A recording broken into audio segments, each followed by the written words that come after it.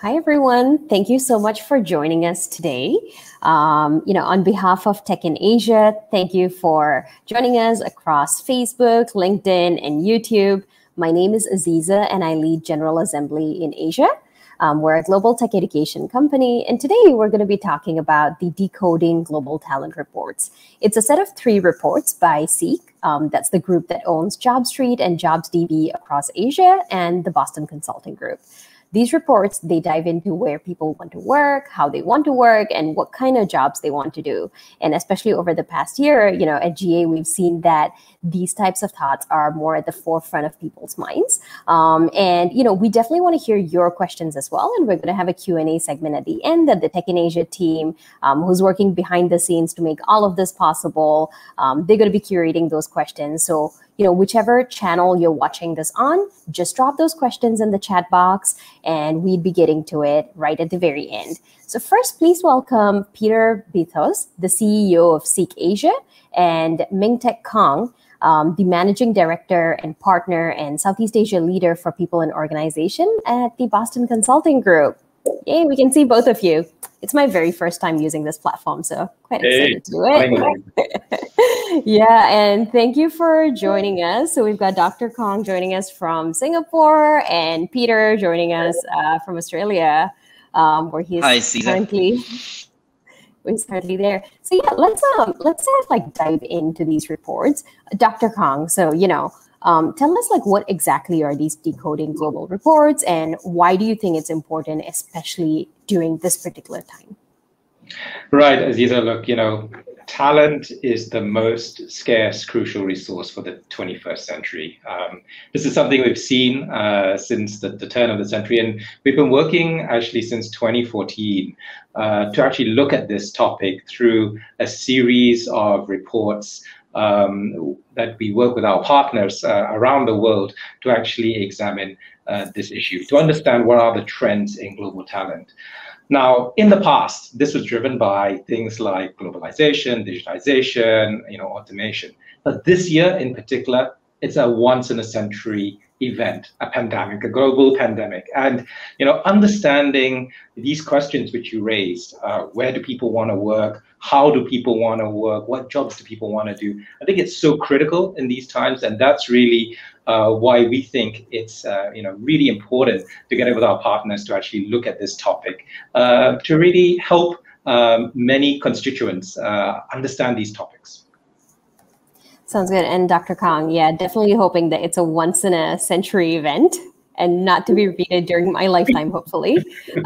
Peter, on to you. Tell us a bit more about, all of us are crossing fingers and knocking on woods. So Peter, tell us a bit more about what is Seek Asia's, role in the development of this report, and what kind of unique perspectives do you think Seek was able to bring to this, especially as a tech company?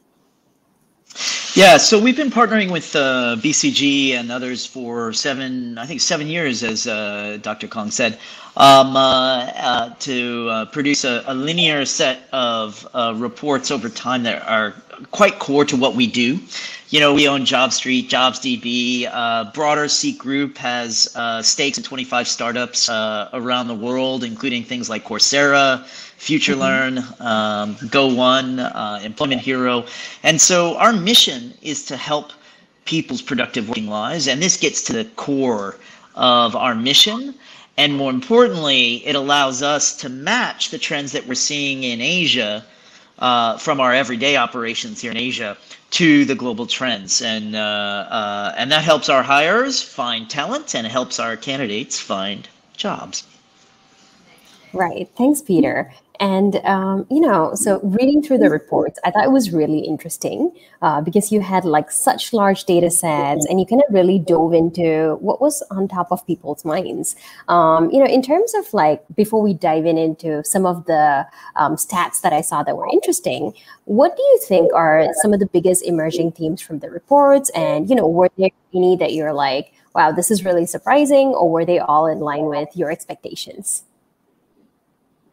To be honest, I was surprised, and the thing which surprises to me the most, and this is beyond the three questions, is how quickly things change. So I was really impressed by the nature in which we saw shifts in response over time, just in a year. So kind of people know what they want, and that really was something which kind of opened my eyes. I think if we go down a level underneath, I think looking at changes in mobility, the idea of emerging interest to do remote work is, I think, pretty much a big trend.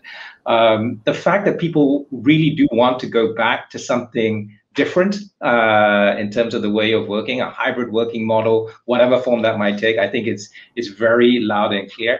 And I think the last thing which I would say is what struck me somewhat is actually people are quite willing to reskill and learn. I think this pandemic has put a lot of pressure on people, but they're willing to actually learn and become a different type of contributor to the companies, societies, and also communities. So I think that's actually quite heartening.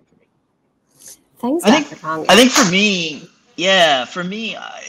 there's a lot of media and talk about COVID being an accelerator, and all it is doing is accelerating trends. And for me, the most, I don't know if you'd call it surprising, but the most like wow feature is to really see in the data the acceleration of every single linear trend that we've been doing this report for like 7 years. So pretty much, if you were to take any trend and it goes like this, there's a kink, and it probably brought forward trends 3, 4, 5 years in some cases, and it's astonishing to see in data. And so it's not that any particular trend was surprising, but what is surprising is the rate of change to the trend in just the period of COVID. It's really been quite striking. I know. I mean, who would have thought that, we'd all be working from home? And there were so many companies that used to be like, no, this job cannot be performed from home. And now it's just the new norm, right? And I definitely want to dive more into some of the points that you shared deeper. So Dr. Kong, I saw that, this is actually quite a large set of data, and you've got people from all over the world responding, which is great for representation. So how did you actually select these respondents to ensure that, it's a fair representation of what people are thinking? Look, I think, I would just give the rather straightforward answer. Representation is always an issue, right? Anytime you do a survey, you always have representation issues at some level. I think here, what helps in terms of representativeness is that it's a global process. We've over like 200 and close to 210,000 kind of respondents with many kind of participants inside the network who we've collaborated with to really get a sample of this. I think for us, it's not perfect. We don't argue that it's necessarily 100% representative, but it's large enough that we can kind of start to infer what is a regional trend versus what's a universal truth, and that type of analysis we're able to do because the sample sizes are so big, and we're also able to understand broadly what are differences across regions, across ages, across hierarchies. I think these things, given the sizes that we have and the reach that's been achieved, are actually quite doable. But I wouldn't argue that it's perfectly representative for every company in every geography, because clearly it's impossible. Yeah, that's true. And speaking of the regional trends and the differences that you mentioned, Peter, so in terms of, in Tech in Asia's Decoding Global Talent video, you actually mentioned that there were some interesting differences between geographies when it comes to, where, how, and what kind of work people want to do. In Southeast Asia in particular, the greatest difference is in the preference for remote working. Could you help us dive into that a little bit more on what people are thinking and why you think these differences exist? Yeah, I think just before we jump into remote working, one of the points I wanted to make, actually, because I look at the data and I kind of, as a person who's led a global career, living in many different continents and countries, I get kind of concerned about is there's a dramatic acceleration in the decrease of people willing to work and wanting to work overseas. And now there's two aspects to that. One, that has been a trend since the beginning of the survey. So if you look at 2014 and then 2016 and then 2018 and 2020, you've seen it continuously, globalization and willingness to work globally go down, down, down. And it jumped up dramatically, or came down dramatically, if you will, in 2020.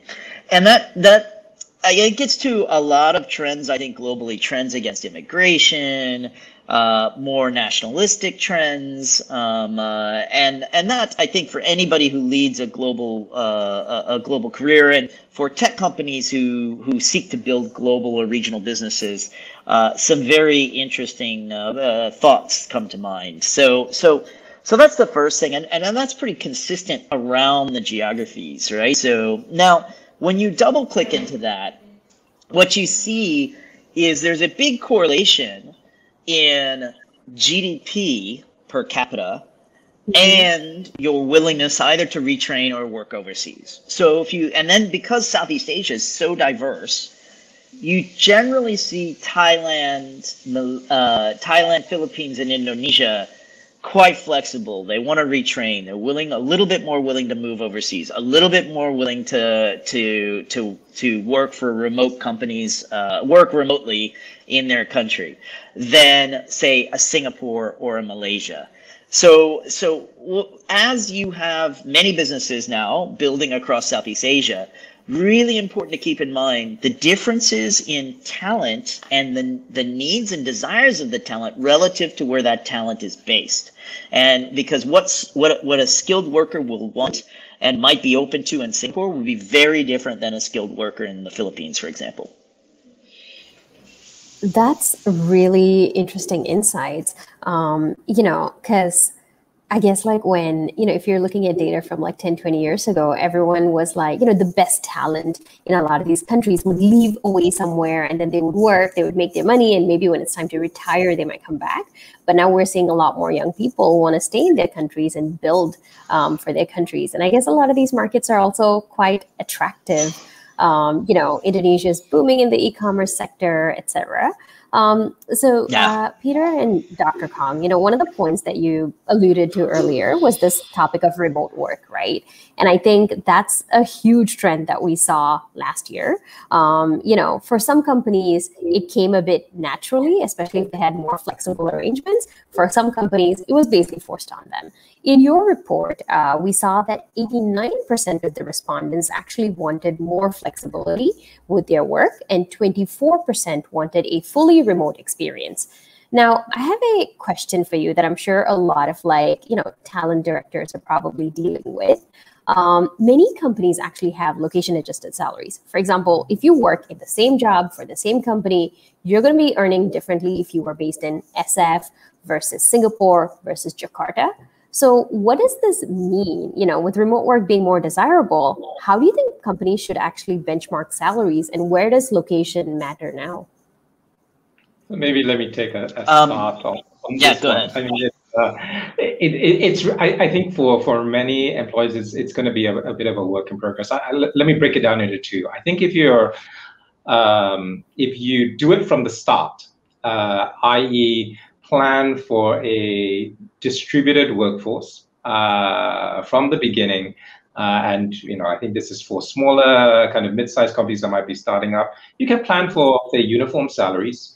And you get people from across the world. So that's one pathway to actually tap into a distributed kind of remote type model from the beginning. Now, the greater challenge, and I think this is to your question on benchmarking, is if you're a large established company, how do you do it, right? I would say step by step, because large established companies, typically, they do have a number of challenges in terms of, take in tech, I don't know, someone like Facebook. Facebook actually has made some progress in this, looking at, people say US, Canada, UK, they're able to, be in one location and do jobs in any of those locations. So they're trialing out schemes. But I think companies here really do have to think about, from from a kind of a very administrative perspective, how do we have an equal salary in these places? How do we handle the taxation, the contracting? Because they have to work with the rules of the countries that they're employing these people by. I don't think that's a perfect answer. I think people are trying to figure it out, but it's possible to start thinking about that and putting it into play. I mean, you know, if you think about the cost of living in some of these places, I don't know, San Francisco, in your question, yeah, it's really tough. It'd be great to live somewhere else and then, you know, get San Francisco salary. Fully understand that. Yeah, like live on an island and then be getting SF salaries. Yeah, live in Bali, get SF salary. And Peter, from your perspective, tell us a bit more. Yeah, so as you set up the question, you referenced the 24% want to work remotely. The way I like to interpret that particular statistic is it means 3/4 of employees don't want to work remotely. So 75%, 76% will want either some on-site work or all on-site work, right? So I think it's important that companies keep in mind that 3/4 of people still want an office-based environment in some way, shape, or form. Not all the time, but most employees still value, probably as much as the employer does, the role of face-to-face working. Having said that, to address your question in particular, you know, what we see happening more and more is two trends. Firstly, role-based judgment calls on where you want global talent versus regional talent versus local talent, right? So if you want to hire, and we see this of some of the decacorns in Southeast Asia, you want to hire, you know, a top-tier VP of engineering. That's a global. You want to make a global search for that. You're going to pay global salaries for that, right? But equally, you know, an accountant, say, in your finance team in the Philippines, you may just want to run a country-based search for that. So it's very role-based. That's the first point. And then the second point, particularly for the regional and global roles, the role of data and benchmarking to really understand where the market is playing a very, very large and increasingly large part. Everybody, we ourselves, we have 1,000 people at various levels all across Asia. We ourselves are really seeking, and no pun intended, great quality benchmark data to understand the market and understand where pay is and where the quartiles break. Thanks, Peter. I'm guessing that's not the first time you've used that pun. No. You might hear it one or two more times. Yes. Love that. So both of you have talked about, how companies should think about when it comes to benchmarking salaries, like fairly, location specific, etc. Given that 89% of people want some form of flexibility, Dr. Kang, is there any other suggestions that you would give to employers on how to create an environment that allows more flexibility, and what does that actually mean? Look, I think flexibility means that there are many different forms of flexibility, I think, for employers, and especially when we look at, employers looking at people's well-being, right?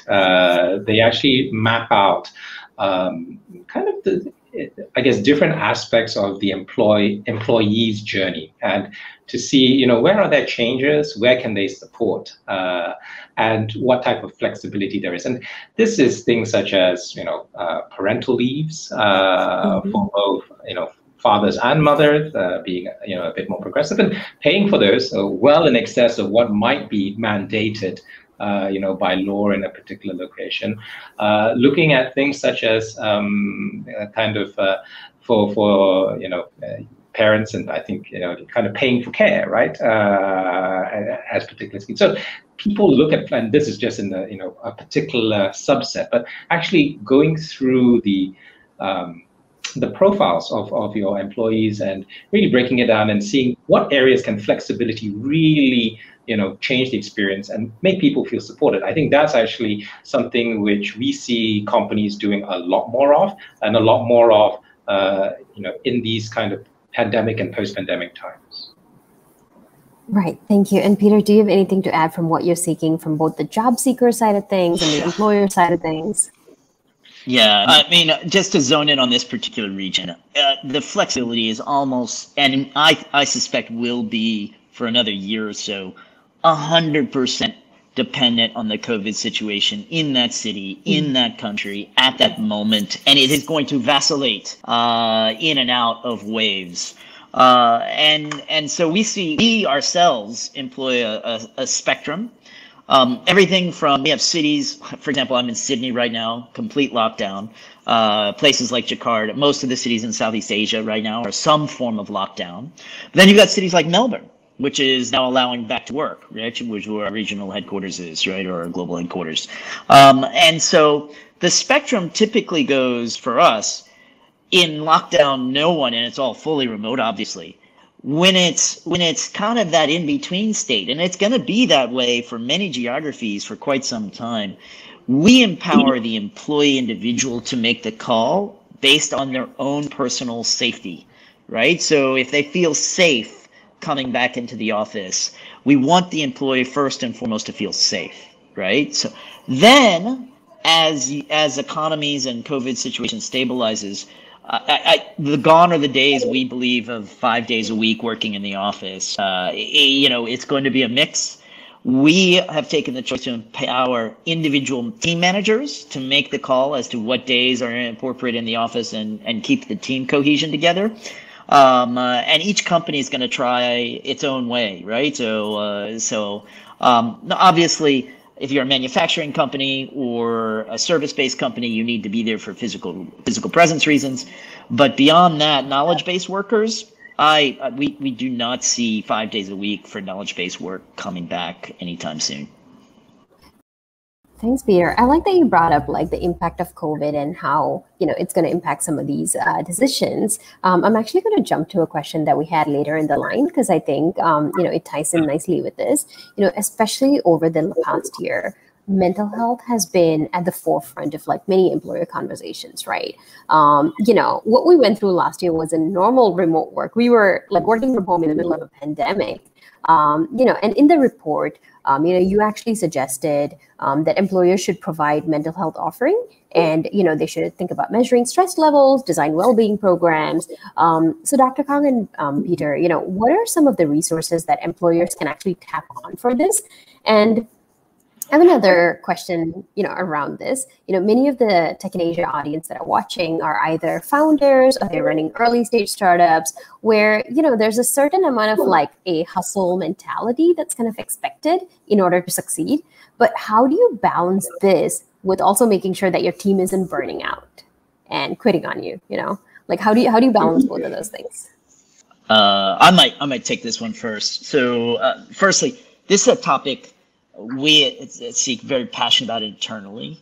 In Seek in Asia, so our personal perspective is it's hard in general for any tech company to grapple with this challenge. I'll get to your start question point in a moment, but in an Asia context, it is quite difficult to talk about these issues, right? So before we even get to the resources, we spend a lot of time talking to the team managers and the individual people managers.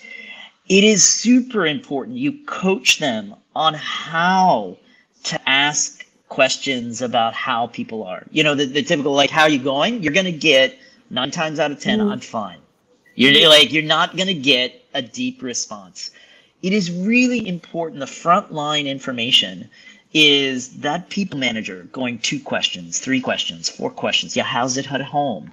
How the family stresses? Is everything okay with the kids? Right? So those are uncomfortable questions or unusual questions to ask in a normal context, right? So it starts with the people manager, and the amount of coaching and the amount of emphasis that we're trying to place on people managers in one-on-ones to really make sure it's not just the cursory question. That's the front line. If you don't get that front line right, you could provide all the resources and they'll never be used. Beyond that, the resources are super critical. Whether it is independent help, be it independent confidential helplines, people for them to see or Zoom, or more structured support included in the health plan. So now we're moving to include mental health as part of our health plan. So there's a variety of resources out there, but what we found is the hardest part is cracking that front line. And I think in Asia it's doubly hard, and in Asia in tech it's triply hard. I ran a startup all across Asia for 5 years, and we worked our butts off, and it was kind of we wore it as a badge of honor, right? So and I will tell you that does not work in COVID. It just flat doesn't work. So for the founders listening, put those issues aside for the next year, right? You've got to lean in, people first, and it's counterintuitive. It goes against some cultural DNA in tech, but you must do that way because you have no idea what people are dealing with at home. And that's just, if you care about your people long term, you must invert it, and you gotta start leaning in on these mental health issues. Yeah, I think that makes a lot of sense. And I think definitely more and more companies should be including mental health in their employee benefits. In fact, many insurance companies now include therapy as part of it if you buy the right plan. Dr. Kang, could you tell us a little bit more about, what are some of the resources that employers can tap into? And for some of the TIA subscribers watching from home, how can they have these conversations with their team while still trying to have like a high-performing team during this period, right? Like, how do you balance those? So I don't think it's a balance, and I don't think it's a trade-off for a start. I mean, in BCG, we have, for quite a while, actually had a pretty systematic approach in which we understand, on a weekly basis, how each of our teams are doing relative to their well-being. And it's somewhat anonymized within the team. So actually, you don't know, it's the team that, sets up this survey. The survey comes in, it's set up, people discuss it, and we've encouraged our leaders to actually, really double and triple down on this, and to have those conversations one-on-one, but also, within the team setting, to know that teams feel supported and can access help if they need it through these times. So there is no trade-off, because inside a way of working which actually removes a lot of the connectivity that we've taken for granted, pre-COVID, people are looking for that, and these types of measures actually help maintain and enhance performance. So I would first of all say that there's no trade-off. Now, as to the specific question of tools that are available, I think you've got really tools in two classes.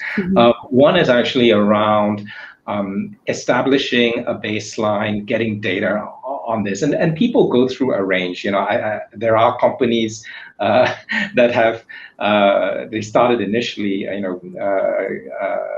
going for surveys. There are people that have, done group health monitoring, so that you can even get, Fitbit type data, just to, get a sense of stress levels and stuff. But it's, I think that there's a series of pretty well used tools to, assess how your teams are doing, how where there are likely problem areas. Now, then you get into the range of interventions, right? Potential interventions. It can be, kind of employee assistance programs, scaling those up, making those broadly available. There can be access to mental health and kind of experts, and health insurance should be adjusted to cover that if necessary. It's a small and easy fix, but it's also, I think there are tools around internal leadership that it is okay not to be okay, and I think this element of leaders, founders, in the cases of startups, saying, hey, it's okay not to be okay. We can then work together to become more okay. I think that conversation, there's also leadership tools that are quite important to be deployed inside discussing the challenges that many of us have faced in these times. So it's multiple levers to pull at the same time, but I think it's a worthwhile investment, especially given the variability that we're all likely to experience in Asia in the coming months and years ahead, as we start to emerge from the pandemic. Yeah, and I love that you said, it's okay for leaders and team members to know that it's okay not to be okay for, and to, say that this doesn't have to be a trade-off. I'm just gonna, tell our audience who are watching this from home, please do ask your questions in the chat boxes. The Tech in Asia team is going to be taking those questions, and they're going to be curating them and sharing them with me so that I can ask Peter and Dr. Kong during our chat. I want to shift gears a little bit into another area of the report that, we saw. It's basically, we're kind of like seeing a lot of impact on the effects of COVID and automation in terms of like the kind of desired jobs. Dr. Kong, what do you think the reports are revealing about the shifts towards upskilling, and what are some of these desired types of jobs that you're seeing? Three things here: the impact of COVID, the threat of automation, and people retraining. So first of all, on COVID, it's quite clear that COVID has had a negative impact on people and their jobs. I think 36% of respondents said they were either laid off or at risk or having their working hours reduced. So I think we can't understate this. It has had an impact, and related to this, as people have had to work under a COVID situation on automation.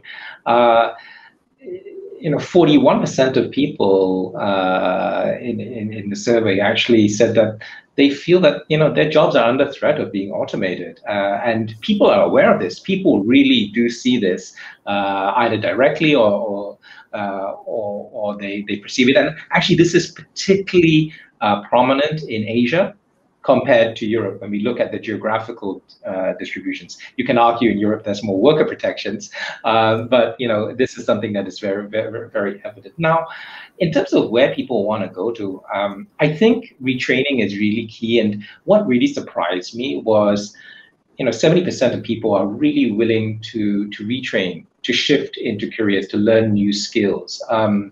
And what was interesting in terms of correlations in the data is that people in areas at risk of automation, customer services, admin type roles, sales roles, were most willing to retrain. So they felt, they felt these risks, they felt it potentially as a result. And interestingly, for our geography, people also in developing economies had a higher willingness actually to make these switches, compared to more developed economies. And it also shows a sense of willingness to adapt. So, I think from the survey results, we clearly see there is a lot of interest from workers to do this. Now, the next step, which is clearly outside of the realm of the report, is for governments, companies, associations within different geographies and locations to really pick up on this interest and start to provide the tools such that people can actually do this. So I think that is the next step that needs to happen. Yeah, for sure. And I think that's definitely a trend that we're seeing at GA as well. We had a record number of people join some of our courses last year. And also, I think there's been a shift in employers' mindsets when it comes to hiring. I remember when I first set up the company here 6 years ago, employers were like, no, I'm not going to take someone who's reskilled. And now they're moving more into skills-based hiring. Peter, segueing from that, the report covers trends around retraining and learning on the job. Well, this is all important. Like, Dr. Kong mentioned how individuals are very motivated. We're seeing governments start to do more and more in this area. We also need employers to be more open to hiring retrained workers. Are you actually seeing employers being more open to skills-based hiring versus paper qualifications? For example, I think there was like this funny tweet where it was about this job posting that was asking for X years of experience in a particular programming language. And the guy who actually founded that language or wrote that language was like, I don't have that many years of experience because the language hasn't been around for that many years. While these make for funny tweets and Twitter moments, this actually impacts real people, who maybe not be selected for that first round of interview because they don't have that many years of experience, but they have the skills. What are your thoughts around this, and what advice would you give to employers? So first of all, I think this is a market-based issue across Asia, because I think hirers are very open to the concept of skills-based hiring. Candidates want to show and demonstrate they have those skills, but the issue is certification, believability. You know, I know Microsoft Excel, but I haven't built a model in 20 years. So, you know, what do I could say I know Microsoft Excel, but what does that really mean? So whether it is certification that you indeed graduated from institution X, or you have level of skill Y, this is something the market across Asia is really developing apace. I mean, you guys are doing a General Assembly, a lot of great stuff. We bought a company called Certsy to certify certain things into people's qualifications beyond just your education and your past employment. I think one of the biggest opportunities across Asia right now is figuring out how to solve this problem of certifying that somebody has a skill to a certain level and providing that confidence to the employer or the hirer that yes, they do have that skill. It is at a certain level. It is a very real thing. If we can solve that, we're working very, very hard within the Seek group on a number of different strategies to solve this issue. We definitely see the willingness on the hire side. We see the willingness on the job seeker side. It's just a market failure issue right now that we're trying to work very, very hard. And many startups around the region are trying to do the same. That sounds really promising, at least that there's that willingness. And now what we need to figure out are the tools and the systems to kind of make it happen. All right. And the other part of, the report that kind of stood out to me was around diversity, equity, and inclusion. 68.7% of your respondents for the survey thought that diversity and inclusion was important to them. Do you think companies do enough in this regard? For example, I think, one of you mentioned that, there's less employment protection laws in some of these countries, right? And also, for example, in Singapore, there are very few anti-discriminatory employment laws. Many employers tend to ask their candidates, hey, what was your previous salary? And they tend to base their offers on that. We've seen that there are reports that say that this widens the gender gap. So how do we deal with all of these when there isn't like legislation in place? What can employers do better to create an environment that's actually diverse and equitable? You can share both from what you're seeing your organizations do, whether that's ERGs, et cetera, or what you're seeing your peers in the industry do. Dr. Kang, do you want to go first? Yep. Oh, sorry, Peter, you unmuted my mic. You can go first if you want. Sorry about that. No, that's okay. Dr. Kang, go ahead. Go ahead, Dr. Kang. All you. Sure, I will follow Aziz's lead on this. She's the boss.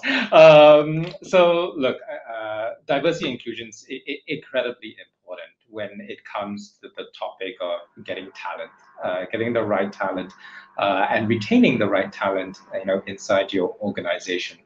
I think there's a range of measures that companies can take. I think in BCG, we have actually pretty comprehensive programs and statistics that programs that we run, statistics that we track, to really ensure that we are trying to build as inclusive a talent pool as possible and to retain that. So, in some ways, we call it let me give you an example of a program. We call it BCG Ally, and here we're looking at the purpose of the program is that we believe that allies can effectively promote change, raise awareness, and advocate essentially for underrepresented identities within the organization. And there are different types of allies. There's men as allies, for instance, for gender diversity. So looking at, for instance, our women at BCG, sponsoring certain groups, calling out gendered thinking and terminology. So it's very practical. Some of these dialogues. We have pride allies, for the LGBTQ community, and this is around. There are many things here, pronouns, the language and terminology, really understanding spectrum. So it's building awareness, but also trying in our day-to-day to really coach BCG is to be more sensitive, to be more inclusive in how they interact with each other. So I think there are programs that can be deployed. We deploy quite a few, but we also track our outcomes. We look at our pools. So for instance, on gender, I think 40% of our recruits are actually women. We look at differential retention rates, say by gender as a cut. I'm happy that retention rates are the same for both genders. So you can start to see the programs actually having some impact. And you look also at progression. I think we have 40% as intake. 35% of our executive committee are actually women, which is great on the gender diversity front. We can do better, and I think that there is this idea that you can still always get better with diversity and inclusion. So I think it's many programs. It's also tracking towards outcomes,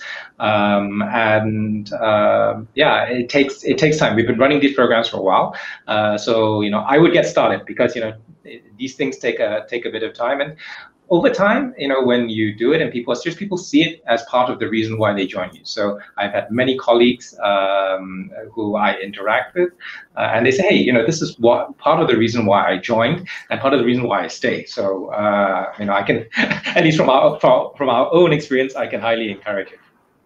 Yeah, I think it's definitely so important for attracting and retaining great talent. And I love that you had the concept of allies and sponsors. Those are so important, for people, especially from underrepresented groups, to get ahead. Peter, what about you? What are some things that you are doing at Seek? And also Seek has a huge influence on how, employers think as well. Tell us a little bit more about that.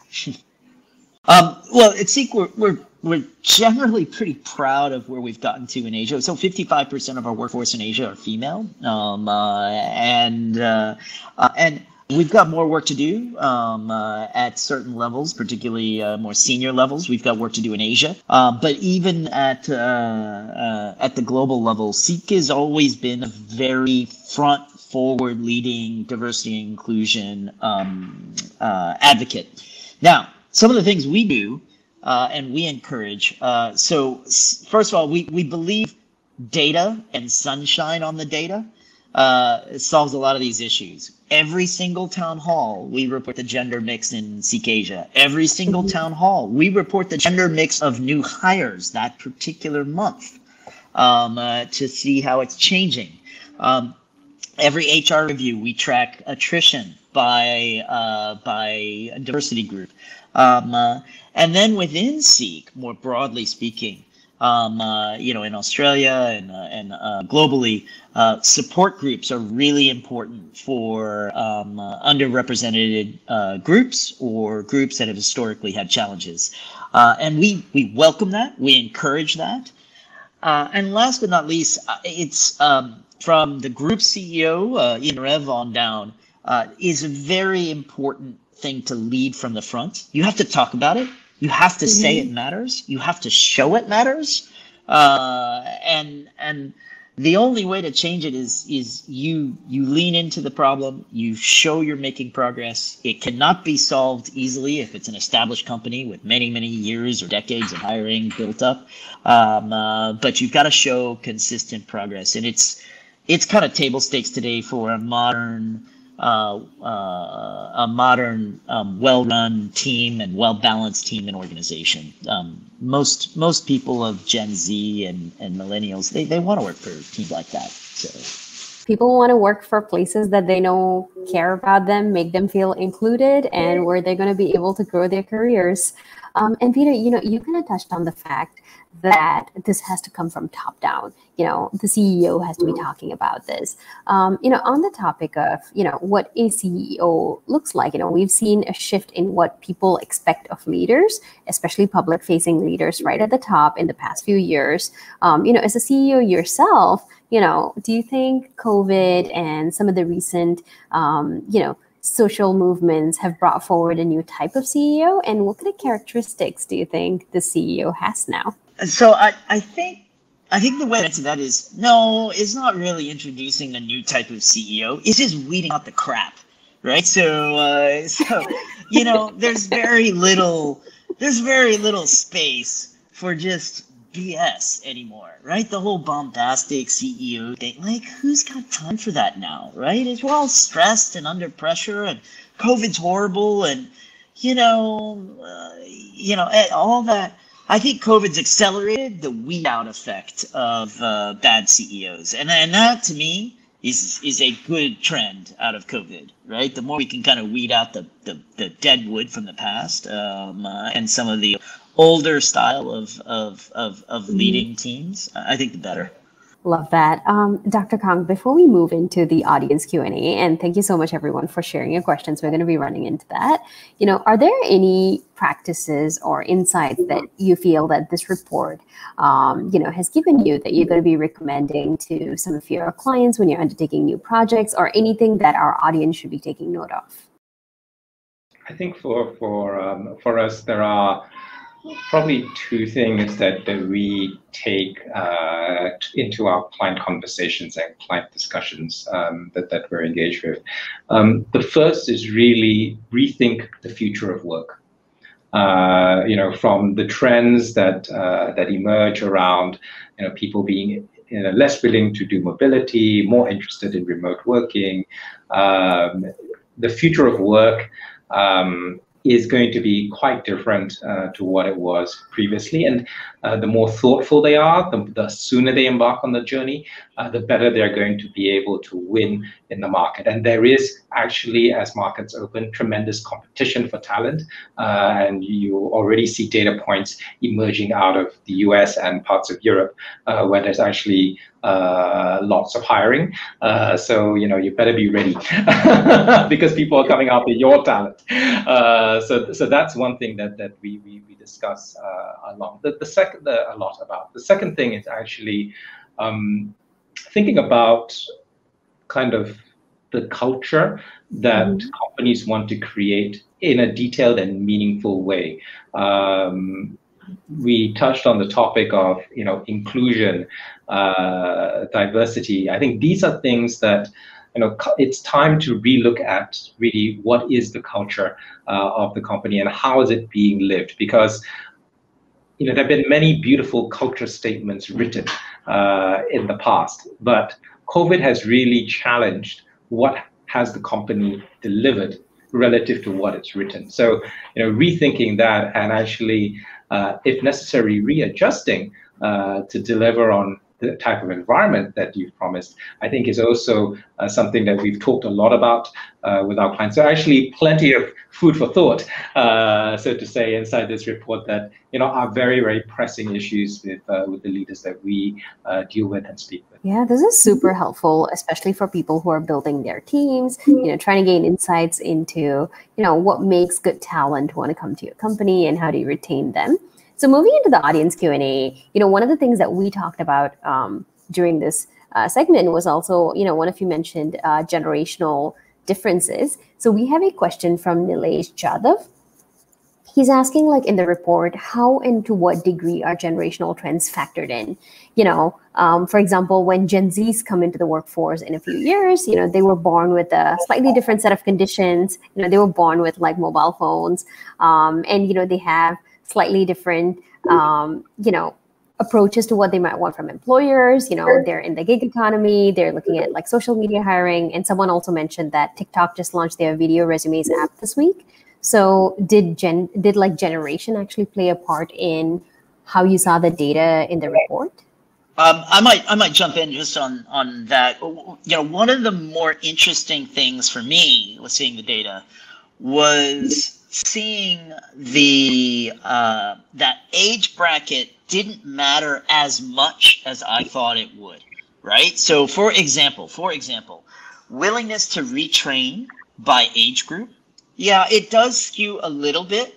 So 70% of 20-year-olds or 30-year-olds, right? So that decade, right, are willing to retrain. But guess what? In the 50 to 60 bracket, 54% are willing to retrain. In the over 60 bracket, 53% are willing to retrain.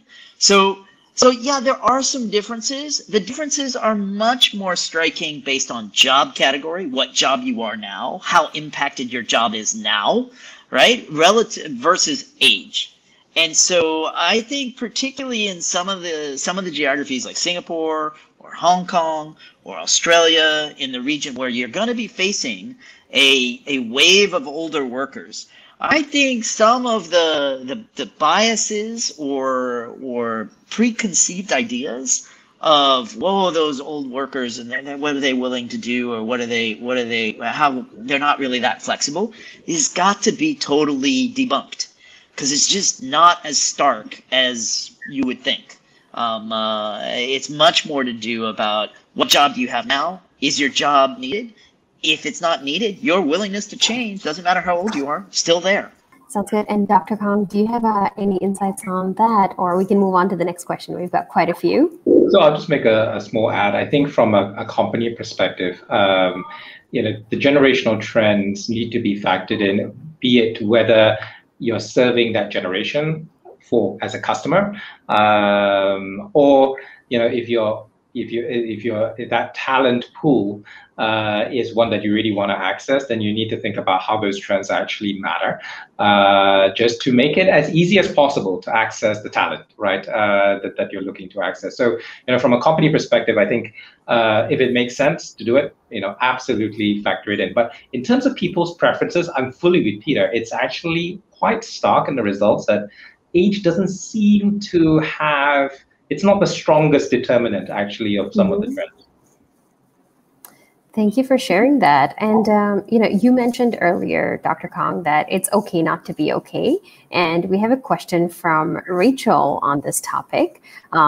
She says, is there a tool or concept that you've considered when you mention interventions in the workplace? Peter, you also talked about just now, how you would actually coach your leaders on the kind of questions to ask. Can you tell us what are some of the concepts and tools that you've considered? What are some things that employers can think about? This is a very interesting question around improv, which is a very specific tool coming out of theater. Very, very powerful. I smile because it's actually one of the trainings that our leaders do. We get trained by people, from the theater world that actually teach us, some of these skills and how to keep building on each other's conversation. So absolutely, I think, skills of this nature, trainings of this nature that help you, build trust, inclusion are all, helpful. Improv, there are people there are service providers that do offer these trainings. By all means, access it. I think the more the merrier. Great, thank you. And Peter, are there any other tools that you've found helpful when you're working with your teams? Yeah, I love this question. I love Dr. Kong's insight to how they do it at BCG. Look, what we're finding is, and we don't do enough of this at Seek. I think it's a very thought-provoking question. Young managers, and these are conversations about mental health, conversations of performance on Zoom. How do you fire someone over Zoom, right? So no one has been trained on this formally. So any sort of training where you have to act out and actually have to practice the skill and actually verbalize it in a safe training environment is going to be superb. Right? So, and it's absolutely what's needed, because there is nothing that has been scripted in formal training modules that prepared us for this world. Right? So, I think the person who asked that question is very thought provoking, and I think it gets to the heart of something we all need to do a lot more of. Yeah, and we're almost at the hour, so we're going to take our very final question. In terms of C-Law has this question. When you're recruiting for talent, what are some of the key points that you look at, if you're looking to hire someone? I'm guessing hard skills aside, is there anything that I was going to say, there's a certain threshold of communication, and skills that you just have to have for a given role, right? So that's just kind of a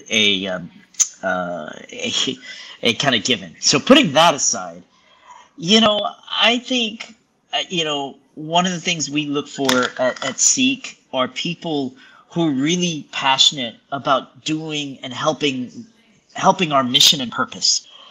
I think more and more you hear that Gen Z and millennials really want to work for companies who have a purpose. Equally, I think more and more successful companies are those that are built around strong purposes.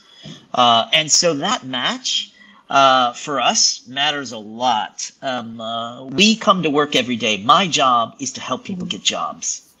And at the end of every day, every seeker who comes to Seek has a bit of that motivation in them. And so we look for that alignment of, do you want to help build the same thing that we're building, and do you want to help people's lives and help people find jobs? And if that comes through and they have the skills, it makes a big difference.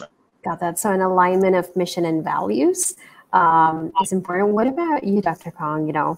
What are some of the qualities that you look for in someone? So, I interview many people through the for roles in BCG.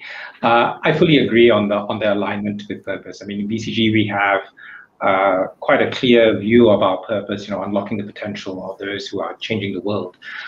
So, if that excites people, please come and speak with us. But practically speaking, when you double click, then, we get into things, more specific things, problem solving. We love to solve problems at BCG. We like to create impact together with our clients. And, there is also communications types of skills that are important. So there is plenty of things that we look for, but we ultimately look for that alignment with our purpose, and look forward to meeting hopefully many people, including probably some of the people on this webcast. Awesome. Thank you so much. And thank you so much for sharing those insights with us, Peter and Dr. Kong. If you are interested in the report, just look for the Decoding Global Talent Report. I'm sure the TIA team will be happy to share it with you as well. And thank you for being such a great audience and asking all of these questions. I'm sorry that we didn't get through to everybody's. We love having an engaged audience. And a huge thank you to both the Tech in Asia and the Seek team for making this possible. Have a great weekend, everybody. And have fun dining in groups of 5 next week if you're in Singapore. Thank you. Bye, Aziza. See ya. Thank Bye. you. You take care. Bye-bye.